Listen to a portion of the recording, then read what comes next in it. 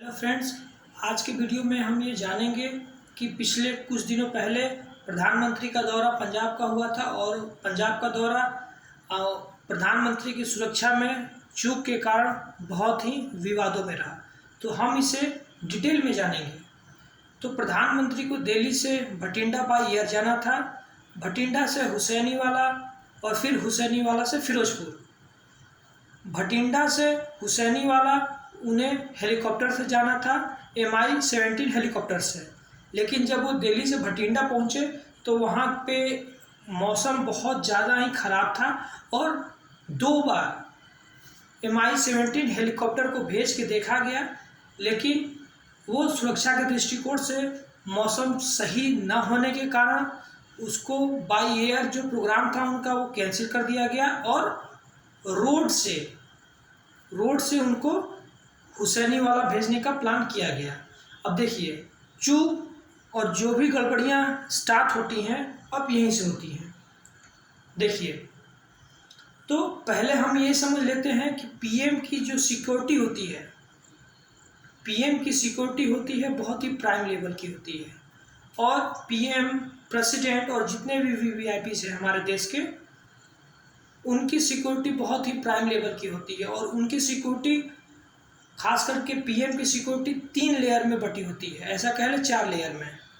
पहले लेयर में एसपीजी के कमांडो होते हैं, दूसरे लेयर में पैरा मिलिट्री के फोर्सेस रहते हैं, तीसरे लेयर में लोकल पुलिस रहती है और चौथे लेयर में ट्रैफिक पुलिस रहती है। तो इसे हम डिटेल में समझते हैं। तो एसपीजी जो आप देखते हैं, एसपीजी के जो भी जवान हैं वो बहुत ही अच्छी ट्रेनिंग और पैरामिलिट्री आर्मी के जो स्पेशल फोर्सेस से ट्रेनिंग लेके आते हैं वो एसपीजी ज्वाइन करते हैं। और एसपीजी देखने में मामूली लगते हैं लेकिन उनके पास अल्ट्रा वेपन्स और बहुत ही अत्याधुनिक हथियारों से वो लैस होते हैं। इवन उनके ब्लैक रंग के जो चश्मे होते हैं, वो चश्मा उनको इसलिए पहनाया जाता है कि वो किधर देख रहे हैं, उनका ध्यान किधर है, ये किसी को पता न चले। और दूसरा, वो जो प्रधानमंत्री के एकदम बगल में चलते हैं, वो प्रधानमंत्री के जो बगल में चलते हैं उनके हाथ में 2 काले रंग के बैग होते हैं। अब आपके दिमाग में ये होता होगा कि काले रंग का बैग का क्या मतलब है। तो वो काले रंग का बैग ऐसा बैग होता है जो कभी भी ज़रूरत पड़े तो उसे एक उसमें बटन होता है और उस बटन से वो फ्लैप की तरह नीचे खुल जाता है। जैसे ये एक बैग है और बैग 2-3 लेयर में खुल जाता है, तो मतलब ये पूरा नीचे तक आ जाता है। तो यानी अगर सामने से अगर अटैक हुआ तो उस बैग से पीएम को कवर कर लिया जाता है। तो ठीक है।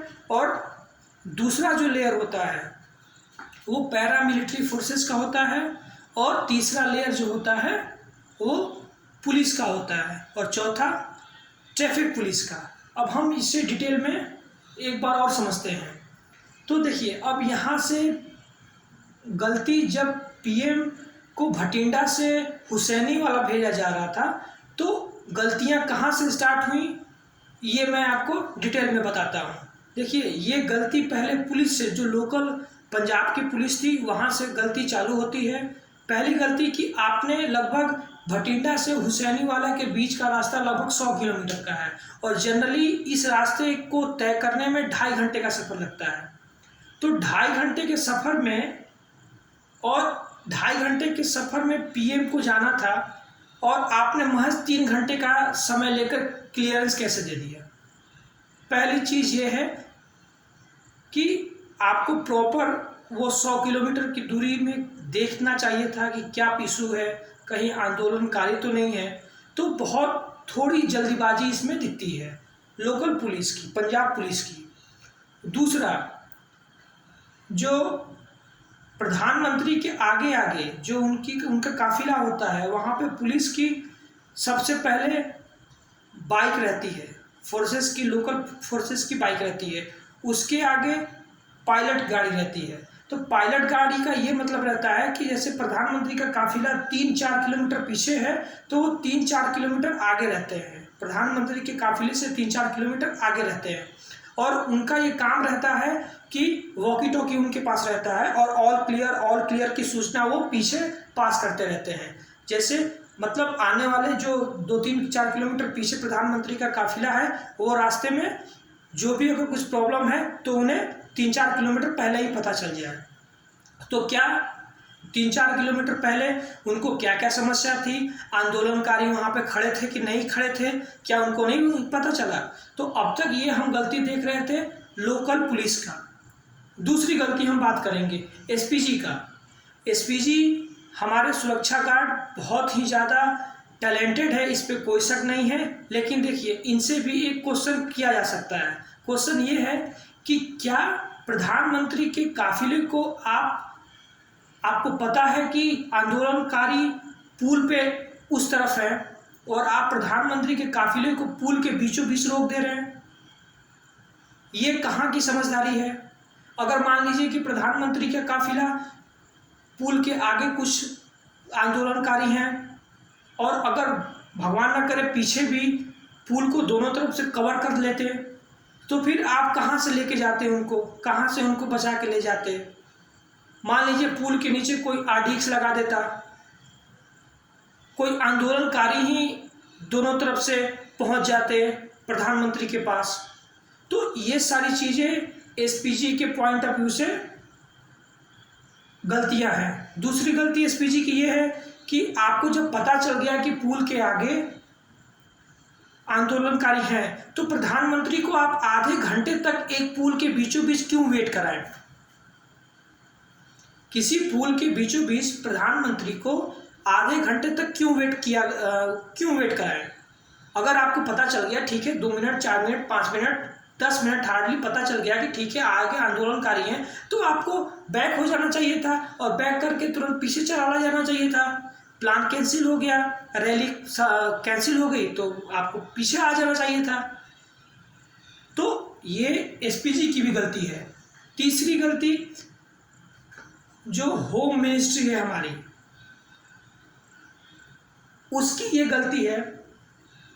और होम मिनिस्ट्री में खास करके इंटेलिजेंस ब्यूरो, जो हमारी खुफिया विभाग है, किसी वीवीआईपी जो होते हैं उनके दौरे से पहले वहाँ के लोकल चीज़ों पे का मुआयना करती हैं, क्या कुछ प्रॉब्लम तो नहीं है। तो ये सब चीज़ों को हमारे इंटेलिजेंस ब्यूरो में खुफिया तंत्र के प्रमुख अजीत डोभाल हैं, उनकी समझदारी और चतुरता पे कोई शक नहीं किया जा सकता। लेकिन इंटेलिजेंस ब्यूरो से भी ये क्वेश्चन करना चाहिए और उनसे भी ये क्वेश्चन बनता है कि क्या